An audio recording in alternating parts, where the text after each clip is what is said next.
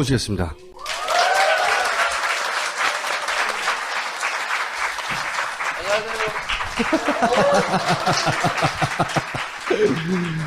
자, 화제의 인물 이재용 시장님. 오늘은 대선 주자 인터뷰가 아니라 이슈 인터뷰예요. 이슈 인터뷰인데 굉장히 이례적인 발언을 하셨어요. 뭐였냐면 지난 대선은 전대미문의 부정선거다. 투표소에서 수교표해야 된다. 이거 진짜 앞뒤 안 가리고 한 거거든요. 그래서 제가 이 인터뷰를 보고 이재명답다. 오랜만에. 정말 이재명답다, 이 인터뷰는. 그래서 제가 요 이슈로 인터뷰를 한번 하자. 라고 제가 모셨는데, 일단 왜 이런 말을 하셨어요? 해야 되니까. 해야 되니까. 네, 이게, 부정선거, 사실 저는 이거 수없이 얘기했던 거죠, 그전에도. 이게 3.15 부정선거를 능가하는 최악의 부정선거다. 그리고 이게 개표 과정의 얘기로 이제 대법원의 재판도 계류 중인데 심의를 하지 않아요. 6개월 이내 하기로 돼 있는데 아직도 안 하고 있어요. 네, 지금 4년 넘도록 안 하고 있죠. 그래서 이게 지금 국가 시스템 자체를 부정하는 거고 이게 최종 결론이 어떻게 되느냐는 다음 문제고 최소한 우리 사회에서 법은 지켜야 되는 거다. 이게 국가 기관이 특히. 그래서 빨리 수개표 법안도 만들어야 되고, 왜냐하면 그 개표 과정이, 저는 개표가 부정이었는지는 저는 확신할 수 없습니다. 확신할 수 없는데, 부실했던 건 사실이에요. 네, 거기까지는 확실하고요. 네. 그리고 그 이전에 예를 들면 국정원, 또 군, 또 경찰의 수사 결과 발표 과정, 이런 것들이 전체적으로 국가기관들이 개입한 것이어서, 거긴 개입한 건 분명하거든요. 그것만으로도 사실은 수사가 제대로 저는 그것만 해도 선거 무효에 해당된다고 봅니다. 저도 그렇게 생각하는데, 네. 이제 개표에 어떤 문제가 있느냐를 떠나서 그것만으로도 충분히 이런 문제 제기가 가능하고, 그래서 그런 문제가 아예 없도록 수개표를 하자고 이제 주장하신 거고, 이 주장을 한 첫 번째, 대선 주자이자 유력 정치인, 유일해요, 실제. 그래서 저는 굉장히 의미 있는 발언이라고 생각합니다. 그리고, 또, 최근에 이런 보도가 있었어요. 선관위 디도스 공격이 있었는데, 5년 전에. 제가 그거 5년 전에 선거 당일날부터 주장했단 말이죠. 이거 디도스가 페인트 모션이고, 실제로는 투표소를 찾지 못하게 만들려고 해킹을 한 것이고, 그러면 이거 내란죄에 해당되는 거다. 네. 하지만 그 특검의 결과는 그냥 디도스만 있었다. 단순한 직원들끼리의 공격이었다. 이렇게 끝났어요. 근데 5년 있다 갑자기 인터뷰가 나왔어요. 내부 고발이. 원래 타겟은 서울시장 보궐선거가 아니고 그 작업의 목표는 4.11 총무였단 말이에요. 총선이었다고 말했거든요. 총선만 타겟이었겠어요? 이 사람이 연루됐던 건 총선이지만 총선을 하면 더 큰 대선을 왜 안 하냐고. 당연히 질문을 이렇게 이어져야 되는 거고요. 그리고 디도스 공격이 실제로 어떻게 했냐. 그러니까 실제로는 해킹을 하려고 하는데 그걸 가리기 위해서 껍데기로 디도스 공격을 한 거죠. 그걸 줄기차게 제가 주장한 사람인데 그때는 음노론자로 공격을 받았죠. 근데 어쨌든 그게 아니라 DB 연결을 바꿨기 때문에 DB를 끊었다고 내가 계속 주장했거든. 그리고 디도스 공격은 검색이 되지 않은 것처럼 보이게 만든 것이다. 이게 페인트라는 얘기란 말이죠. 가장 중요한 말이 이겁니다. 선거마다 이런 팀은 항상 존재한다고 보면 된다. 이게 딱 한 번 제대로 밝혀진, 그렇지만 그걸 중간에 꼬리를 자르고 그 실무자들이 그냥 술김에 화가 나서 우리 디도스나 해볼까? 선관위를, 그래서 검찰의 수사 결과예요. 그렇게 결론을 내버린 사건의 실체는 그것이 예행 연습이었고 그 다음에 총선을 목표로 하는 것이며 그런 팀들이 항상 존재해왔다. 이 인터뷰를 보고 나서 당연히 수사를 해야 돼. 특검의 대상입니다. 네. 특검을 해야 되고 그렇다면 이런 팀이 대선에는 존재하지 않았냐 물어야 되거든요. 아무도 묻지 않고 있어요. 이번 대선 어떻게 하려고. 자기 선거운동만 하느라고 바빠서 다들. 자기 선거운동만 잘하면 저절로 되는 줄 알아봐. 응? 근데 여기 유일하게 제동을 건, 큰 힘은 없었지만, 유일하게 문제 제기를 한 분이고, 그러자 중앙선관위는, 기자회견을 해서 발표를 합니다. 선관위가 개표 주장에 근거 없는 주장에 강력 대응하겠다고. 우리가 정권 교체를 하고 싶은 것 이상으로 자기들이 생존하기 위해서 무슨 짓도 할 거 아니에요. 이때까지 해왔고. 네. 예. 이런 의미에서 말씀하신 거죠. 꼭 해봐야 된다고. 근데 이게 이제 국가기관들, 그 중에서 특히 이제 대한민국의 이 소위 기득 정치 세력들은, 어떤 경로로도 기득권을 놓지 않는다. 그래서 저는 이런 문제들을 이제 일상적으로 좀 제기해줘야 두려움을 갖는다. 조심이라도 좀 하고, 시도라도 좀 줄일 수 있기 때문에 좀 손실이 발생하더라도 이런 문제 지적을 해줘야 되는 거죠. 저는 그때 예를 들면 뭐 국정원이 좀 수준 낮게 자기 이름의 계정을 만들어서 뭐 댓글 트위터, 달고. 페이스 뭐 이 댓글 많이 쓰고 했다는데 지금은 훨씬 더 고도화됐겠죠. 당연히 그렇게. 한 번 들켰으니까. 예. 절대 안 들키게. 안 하는 게 아니라 훨씬 더 은밀하게 고도화된 작전을 당연하죠. 짜고 있을 거라고 보여지고 그래서 여기에 대해서는 끊임없이 경각심을 가져야 된다는 거죠. 절대 아니죠. 예. 그 타겟으로 세 번째 정도 대상이 되는 분이 이제 이재명 시장이죠. 작업의 대상 맞아요. 언제나 후보들은. 끊임없이 그 판단을 흐리게 만들기 위해서 복합적인 작업을 하는 것을 생생하게 옆에서 지켜본 경험이 있어요, 저도. 생생하게. 그리고 그 생생한 작업에 굉장히 현명할 것 같은 후보들이 넘어갑니다. 왜? 후보도 한 사람의 개인에 불과하거든요. 아무리 팀이 있어도. 그 불타고 납니다, 사실. 당연하죠. 저도 욱할 때가 있다니까. 사람을 계속 찌르고 옆으로 찌르고 그러면 흥분하게 되고요. 흥분하는 순간 그다음부터 판단력이 흐려지는 거거든요. 왜냐하면 자기 뭔가 꽂히게 되면 그래서 그게 보여지면 그걸 몰고 가요 계속. 그래서 망가뜨리죠. 그렇게 해서 망가지는 사람들 굉장히 많이 봤고 시장님도 작업을 당하고 있을 것이고 좀 망가졌어요. 좀 망가진 것 같아. 근데 이 발언은 저는 굉장히 의미 있는 발언이라고 보고 따로 꼭 짚어서 반드시 모두가 칭찬해 줘야 된다. 이 발언은. 이거 아무나 할 수 있는 발언 아닙니다. 이 발언을 하는 순간 그럼 너는 당선된 건 뭐야? 선관위가 실제 그렇게 얘기했어요. 자기가 당선된 선거를 부정하는 것이냐. 그래요. 자기가 맞아요. 당선된 선거 시스템을 부정하는 거냐. 이재명 시장도 이 시스템으로 당선됐는데 뭐 강력 대응하겠다 이렇게 얘기한 거죠. 다 그렇게 할 수는 없으니까. 혹은 그렇게 했는데도 불구하고 당선된 거죠. 아니 근데 시장님 말씀 중에 저 대목이 있었나요? 선관위가 개표 조작을 했다? 조작은 아니고 개표 과정에 부실한 게 있었다 이렇게 얘기했죠. 근데 그걸 자기들은 개표 조작이라고 이렇게 주장하더라고요. 근데 저는 개표 조작은 하지 않았는데 자기 발이 제발저린 건지 제가 개표 조작 주장을 했다고 주장하더라고요. 네. 저도 선관위 모두가 한 몸 한 뜻이 돼서 이걸 했다고 생각하지는 않아요. 선관위가 이렇게 발끈하는 것도 어느 측면에서 이해는 가요. 하지만 선관위가 발끈할 수가 없는 게 이런 게 있잖아요. 당한 게 있고 실제 당했던 일조했던 이렇게 되려면 둘 중에 하나거든요. 선관위 모르게 선관위를 해킹했거나 아니면 내부에서 누가 공주했거나 그렇잖아요. 당했다 하더라도 이런 말 할 수 없는 거예요. Anyway 문제 제기를 하셨고 그 문제 제기를 널리 알려져야 된다고 생각하기 때문에 제가 모신 게 하나가 있고 나온 김에 뭐 짧게 뭐 새로운 공약이 있어요? 이런 식으로 약 올린다니까. 한 2개 정도 얘기해 보시고.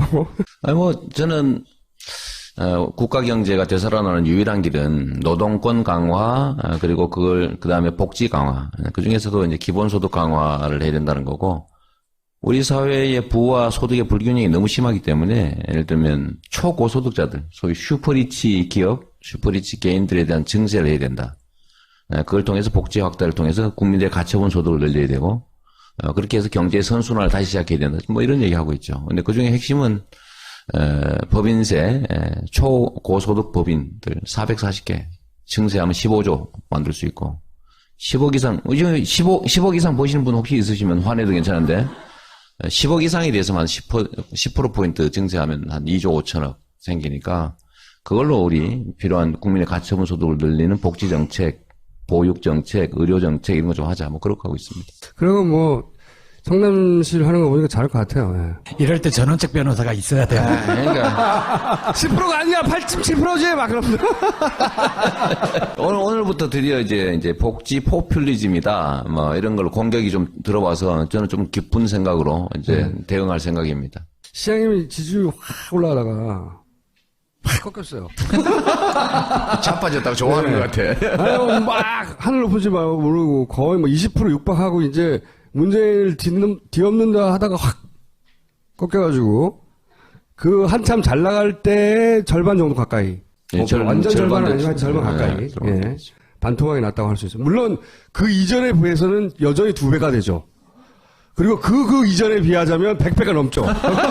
옛날에 왔을 때. 네. 하지만 그 치고 올라가기 전에는 5%대였으니까 또 2배가 됐어요. 아직 재산은 많아요. 근데 이제 개별 사안 뭐 여러 가지 자본들이 있지만 그런 건 좀 별로 궁금하지 않고 제가 이제 유심히 관찰하다가 이런 걸 발견했습니다. 뭐냐면 올라갔던 이유가 뭐냐, 시장님이 탄핵 정국 때 몸을 사리지 않고 맨 앞에 서가지고 본인이 화가 났어요, 진짜로. 자기가 실제로 화가 난 거예요. 그래가지고 막 나쁜 새끼들 한마디로 말하면 그걸 한 거거든요. 우리 대신에 야 이 죽어라 그거 한 거예요. 그거를 몸을 사리지 않고 자기 유비를 따지지 않고 맨 앞에 대신 말해주니까 진짜 본인이 화가 났고 지지를 생각하고 한 게 아니에요. 폭발적으로 지지율이 올라갔죠 그때. 진짜 아무도 그렇게 해주지 않는데 혹시 말 잘못했다가 나중에 나한테 그 되돌아올 정치적 상처를 생각해서 아무도 그러지 않을 때 제일 먼저 했기 때문에. 근데 이제 그래서 재산이 확 늘어났잖아요. 막 재산이 5천만 원대에서 막 100억대가 막 된 거예요. 그게 거의 비유하자면. 그런데 요즘 보면 군더더기가 많아요. 이재명 시장의 특징은 뭐냐? 단칼에 잘라가지고 깔끔하게 설명해 주는 거거든요. 응? 스타일리시하고 그리고 좀 깡패 같고 그런 데 있어서 단호하고 이 군더더기가 많아서 행동이 왜 그렇다고 보십니까? 지금 한참 혼내고 나서 왜 그랬니 그럼? 자기가 얘기 다 해놓고 저도 요새 사실 좀 반성하고 있죠. 뭐 계산하기 시작한 것 같아요. 계산하기 시작한 거지. 계산. 네. 원래 계산하면 안 된다고 내가 말했거든 사실은. 네. 예, 계산하고 개인적 목적을 설정하는 순간에 아마 지지율이 떨어질 가능성이 높다라고 내가 얘기했는데 나중에 보니까 실제로 제가 그렇게 하고 있는 측면을 발견했죠. 내가 이래서 이재명 씨를 좋아해. 맞아요. 그러니까 제가 자주 얘기한 것처럼 대중들은 이 집단지성을 보유한 인격체다라고 수없이 얘기했는데 그 대중들을 상대로 일종의 장사라고 하면 너무 심하고 그러니까 그냥 기존의 정치인처럼 행동하기 시작했던 것들이 아마 좀 많이 손상을 입은 것 같습니다. 당장에는 이거 사람들이 눈치채지 못할 나의 은밀하고 내밀한 계산이었다고 하고 던진 액션들이 실제로는 야 그런 의도가 있는 게 아니야라고 사람들이 느끼는 거죠. 그냥 막연하게 정확하게 뭔지 모르지만. 그리고 이제 그런 점에다 여러 가지 요인들이 복합되어 있죠. 그냥 그것만이라고 할 수는 없고 이제 그것도 하나의 요인이고 거기에 더해서 사실은 이제 경쟁이 좀 격화되는 측면도 있고 거기다가 이제 탄핵 의결이라고 하는 게 하나의 꼭지점처럼 이렇게 변곡점이 된 측면도 있죠. 네. 그때 이후로는 소위 말해서 이제 맨 앞에 나와서 욕하던 이제 필요 없어진 거죠. 그게 필요 없어지니까 이제 지금 후보들을 자세히 또 보기 시작한 것도 있고. 네네. 근데 이제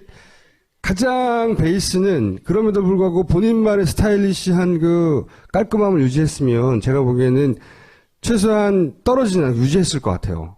근데 본인 탓이 커요. 뭐 인정합니다. 네. 제가 보기에는 상당 기간 SNS 끊어야 됩니다.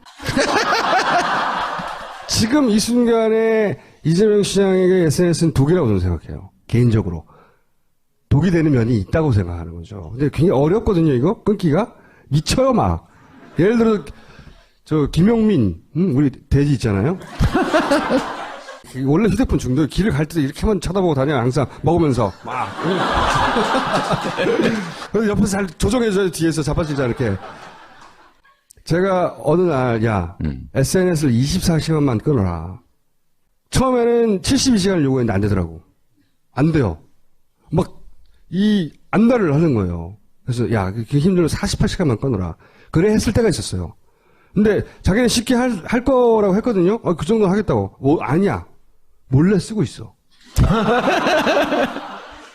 자기가 모르는 사이에 나에 대한 이야기가 지나가고 있을 것 같고, 내가 분명히 대응했어야 되는 말들을 못하고 지나갈 것 같고, 혹은 큰 흐름을 놓칠 것 같고, 이런 24시간 내에 지가 죽고 사는 일이 안 벌어지거든, 절대.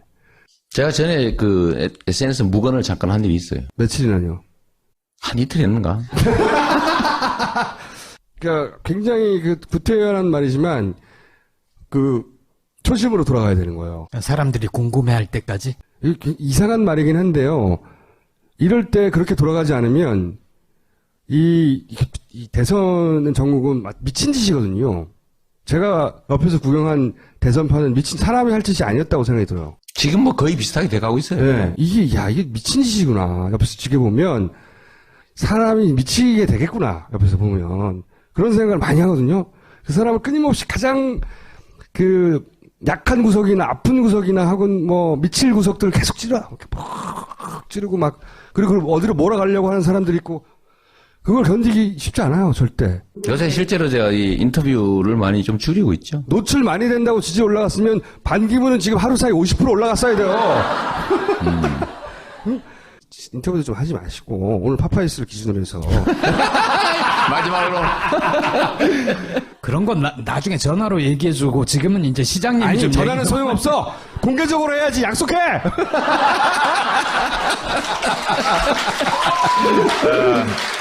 오늘 나한테 뭔가를 강요하기 위해서 부른 것 같아. 원래 그래요. 훌륭한 제안입니다.